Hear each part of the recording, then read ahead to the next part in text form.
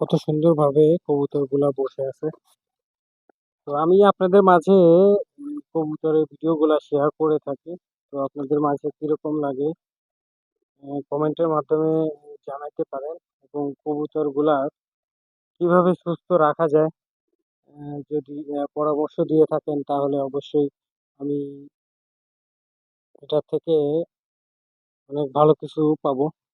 কেননা সবাই সমস্ত কিছু শিখে আসে না, কেউ আমার মতো শিখে মানুষের কাছ থেকে বলে যে এটা কিরকম করব, কবুতর গুলা কিভাবে রাখলে পরে ভালো হবে,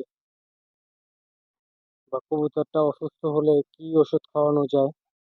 আপনারা অনেকে কমেন্ট করে জানান যে এই ওষুধটা খাওয়ান বা এই ওষুধটা খাওয়ালে পরে ভালো হতে পারে কবুতর গুলা। তো আপনাদের সেই অনুযায়ী আমি ওকে খাবার দিয়ে এবং পরিচর্যা করে থাকি, তাতে দেখা যায় যে কবুতর গুলা একটু ভালো থাকে এবং সুস্থ থাকে। এটা সবই আপনার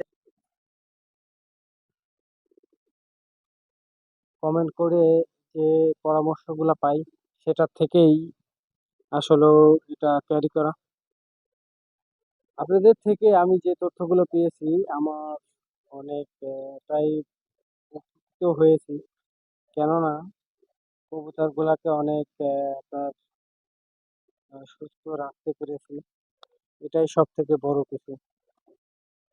যখন একটা কবুতর অসুস্থ হয়ে যায় তখন নিজের কাছে অনেকটাই খারাপ লাগে যে একটা কবুতর অসুস্থ হয়ে আছে। তো যখন কবুতর অসুস্থ হয় আসলেও ভালো লাগে না, নিজের কাছে কিরকম লাগে। তো সবাই ভালো থাকবেন। আল্লাহ হাফেজ।